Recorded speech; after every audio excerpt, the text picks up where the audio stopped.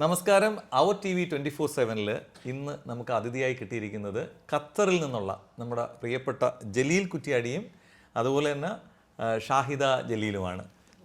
നമസ്കാരം. ഗ്രേറ്റ്. രണ്ടാമത്തെ മകനോട് ഞാൻ പറഞ്ഞു, ഞാനപ്പം മെട്രോയിലാണ് വർക്ക് ചെയ്യുന്നത്. നിനക്ക് മെട്രോയിൽ ജോലി വേണോ എങ്കിൽ നീ മെട്രോ ആയിട്ട് ബന്ധപ്പെട്ട് പഠിച്ചോ. അപ്പോൾ അതെന്താണെന്ന് കണ്ടെത്താൻ പറഞ്ഞു അവനോട്. അപ്പോൾ അവൻ കണ്ടെത്തിയതാണ് മെക്കാട്രോണിക്സ്. അറിയോ? അത് കേരളത്തിലില്ല ആ സമയത്ത്. മെക്കാനിക്കൽ എഞ്ചിനീയറിങ്ങും ഇലക്ട്രോണിക് എഞ്ചിനീയറിംഗ് കൂടി രണ്ടും കൂടി ചേർന്ന് 4 വർഷത്തെ കോഴ്സാണ്. അപ്പം മെക്കാട്രോണിക്സിന് ചേർന്ന് 4 വർഷം കൊണ്ട് എഞ്ചിനീയറിംഗ് കഴിഞ്ഞു. അപ്പം ഞാൻ പറഞ്ഞു, വന്നോ ഖത്തറിലേക്ക്, നിനക്ക് ജോലി റെഡി മെട്രോയിൽ. അപ്പോൾ ആ ഒരു ഓപ്പർച്യൂണിറ്റി അവിടെ പുതുതായിട്ട് ഉണ്ടായിരുന്നു. അത് ശരി. മെട്രോയിൽ ഞാൻ അഡ്മിനിസ്ട്രേഷനിലാണ് വർക്ക് ചെയ്യുന്നത്, HR-ലാണ്. അപ്പോൾ എനിക്ക് ജോലി ശരി കൊടുക്കാൻ പറ്റും. അപ്പോൾ അതെന്ത് ചെയ്തു, അവൻ പറഞ്ഞു, ഇല്ല ഞാൻ കുറച്ചും കൂടി ഒന്നും കൂടി ഡെവലപ്പ് ചെയ്യണം. അങ്ങനെ സ്റ്റാർട്ടപ്പ് 2 കുട്ടികൾ കൂടി, അവർ 3 കുട്ടികൾ കൂടി സ്റ്റാർട്ടപ്പ് ചെയ്യാൻ തീരുമാനിച്ചു.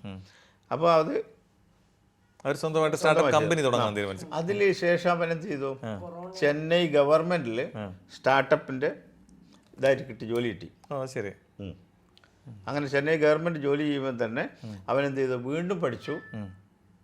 പിന്നെ ഇപ്പം അമേരിക്കൻ കമ്പനിയുടെ അതിൽ പ്രൊഡക്റ്റ് മാനേജറായിട്ടാണ് വർക്ക് ചെയ്യുന്നത്. ശരി. ഇപ്പം അവൻ്റെ ഭാര്യയും എഞ്ചിനീയർ വർക്ക് ചെയ്യുന്നത്. ഓക്കെ. അവനിപ്പോൾ നാട്ടിലാണ്, ബാംഗ്ലൂർ ബേസ്ഡാണ് ഇപ്പോൾ. അങ്ങനെയാണ്. അപ്പം മൂന്നാമത്തെ ആളെ പിന്നെ മകളാണ്.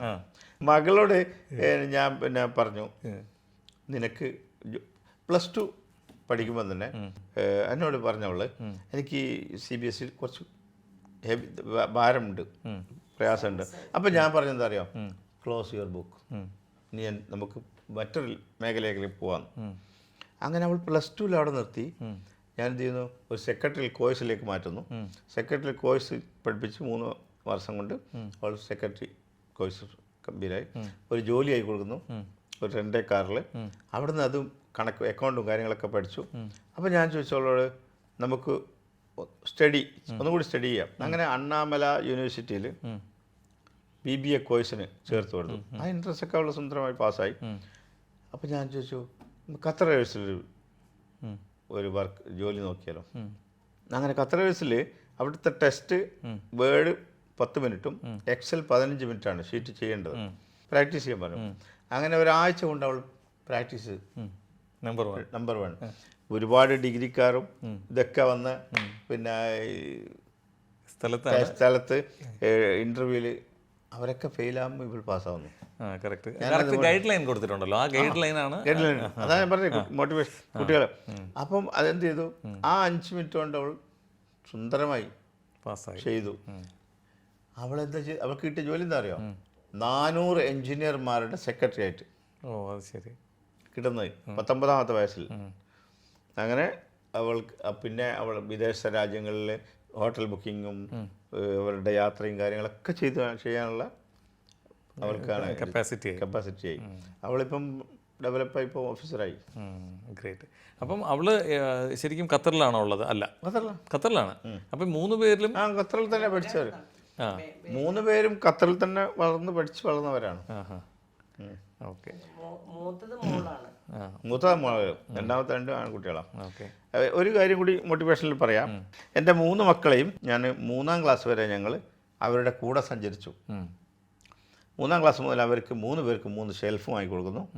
അവരുടെ ഡ്രസ്സ് അവരോട് തന്നെ എടുത്തു വെക്കാൻ പറയുന്നു, അയൺ ചെയ്യാൻ പറയുന്നു. ഒക്കെ അവർ സ്വന്തം ചെയ്തോളാം.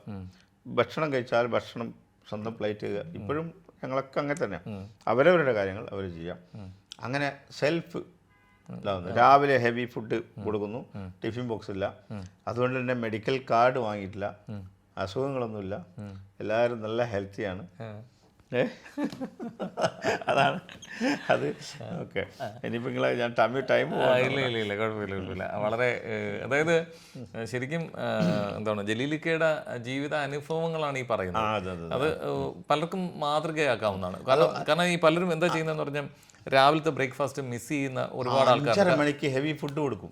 എന്നിട്ട് അവർ ടിഫിൻ ബോക്സ് വേണ്ട, 1:30 മണിക്ക് വരുമ്പോൾ അതാവും. കുട്ടികളും ഞാനും തമ്മിൽ ഫ്രണ്ട്ഷിപ്പാണ്. അപ്പോൾ ഞാനിപ്പോൾ ഇങ്ങനെ ഇരിക്കുകയാണ്, എൻ്റെ അമ്മ വന്നിട്ട് അപ്പം നേരെ ഇരിക്കുക എന്ന് പറഞ്ഞാൽ ഞാൻ ഇങ്ങനെ നേരെ ഇരിക്കും. എൻ്റെ ഒരു ഫ്രണ്ട് എങ്ങനെയാണോ പറയുന്നത് അതുപോലെയാണ് അവരെ. ആ രീതിയിലാണ് ഡീൽ ചെയ്യുന്നത്. എന്ത് കാര്യങ്ങളും ഓപ്പണായിട്ട് ഡിസ്കസ് ചെയ്യും. അതുകൊണ്ടൊരു ഗുണമുണ്ട്. ഇളയ മോനെയൊക്കെ ഒരു ഭാര്യനൊക്കെ നല്ല കെയറിങ് ആണ്. അങ്ങനെയുണ്ടല്ലോ ഞാൻ കൊടുത്തത് എന്താ അറിയോ, അവർക്ക് പൂർണ്ണമായ സ്വാതന്ത്ര്യവും ഉത്തരവാദിത്ത ബോധവും.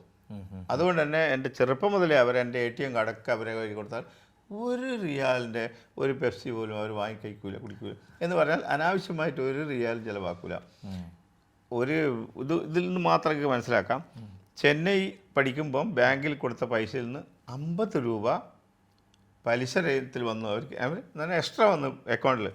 ഇവളെ വിളിച്ചു ചോദിക്കുക, ഞാൻ എന്താ ചെയ്യേണ്ടത് 50 അടിച്ചു പൊളിച്ച് തീർക്കാൻ അവർ ശീല. ഒരു സിനിമ കാണുമ്പോൾ വിളിക്കും ഞങ്ങളെ ചെന്നൈയിൽ നിന്ന്, ഇങ്ങനെ ഫ്രണ്ട്സിൻ്റെ കൂടെ പോയിട്ടൊരു സിനിമ കാണട്ടെ. അത്ര അറ്റാച്ച്മെന്റ് ആണ്. അത് പലപ്പോഴും നമുക്കില്ലാതെ പോകുന്നത് കാരണം മക്കൾ എന്ത് ചെയ്യുന്നതെന്ന് നമുക്ക് തന്നെ അറിയാൻ പറ്റുന്നില്ല. അവരുടേതായ അവര് നാട്ടിൽ വന്നാലേ ഒരു ഫിലിമിനൊക്കെ പോകുമ്പോ നമ്മളിത് കാണാൻ പോവാ. എന്നെയും കൂട്ടി തായ്ലാൻഡിൽ പോയി, മോനെ പോവാ അവിടെ ഇവിടെ പോവാ, എല്ലാം ഞങ്ങൾ ഒരുപാട് രാജ്യങ്ങൾ സന്ദർശിച്ചിട്ടുണ്ട്. ജോർജിയ, തായ്ലാൻഡ്, ചൈന, മാലദ്വീപ്, പിന്നെ സിംഗപ്പൂർ, മലേഷ്യ, വേൾഡ് ടൂർ എല്ലായിടും അങ്ങനെ കറങ്ങി നടക്കുകയാണ്. ഓക്കെ. അപ്പോൾ ഈ ഞാൻ മറ്റൊരു ഇതിലേക്ക് വരാണ്.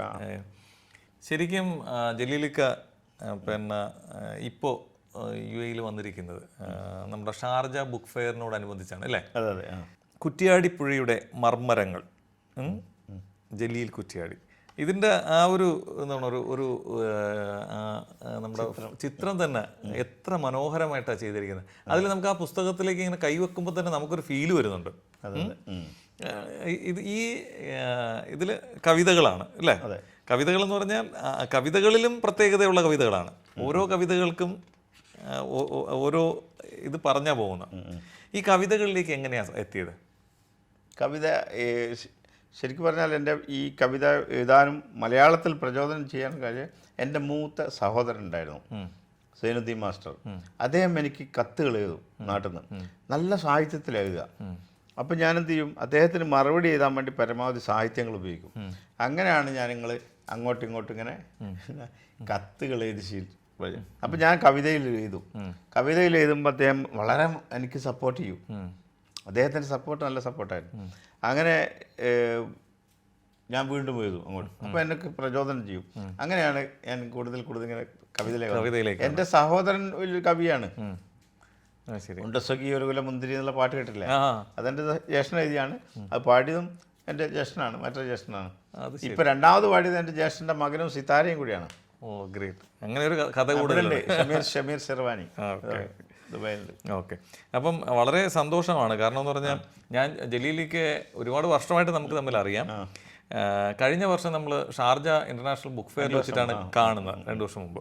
അപ്പോൾ എൻ്റെ മനസ്സിൽ പ്രതീക്ഷ ഉണ്ടായിരുന്നു ഒരു പുസ്തകമായിട്ട് ഇവിടെ തീർച്ചയായിട്ടും എത്തുമെന്ന്. അത് സംഭവിച്ചിരിക്കുന്നു, പറന്നിറങ്ങിയിരിക്കുന്നു. നമ്മുടെ ഷാർജ ഇൻ്റർനാഷണൽ ബുക്ക് ഫെയറിൽ പബ്ലിഷ് ചെയ്യാൻ പോകുന്ന ഒരു പുസ്തകമായിട്ട്. ഇതൊക്കെ നമുക്ക് വളരെ സന്തോഷം നൽകുന്ന കാര്യമാണ്. കൂടുതൽ പുസ്തകങ്ങൾ എഴുതാനും അതുപോലെ തന്നെ കൂടുതൽ രാജ്യങ്ങൾ സഞ്ചരിക്കാനും ഒക്കെ കഴിയട്ടെ. ഓക്കെ, വളരെ സന്തോഷം. ഏതായാലും ഇത്രയും സമയം ഖത്തറിൽ നിന്ന് വന്നു, ഇത്രയും സമയം നമ്മളോടൊപ്പം സഹകരിച്ചതിൽ ഒരുപാട് നന്ദി. ഓക്കെ. അപ്പം മറ്റൊരു കാര്യം, വീണ്ടും നമ്മൾ ഇതുപോലെ കാണും. അവർ പോയി ഇവിടുന്ന് നാട് വിട്ടപ്പോൾ ഞാൻ 10 ദിവസം ജയിലിൽ കിടക്കണ്ടാവും. ഉമ്മാനെ ഉപ്പാനെയും പരിചയപ്പെടുത്തുന്നത് ഇതൊക്കെ അന്ന് എനിക്ക് ലാപ്ടോപ്പൊക്കെ വാങ്ങിച്ച ഞാൻ പറഞ്ഞു ഇങ്ങനെ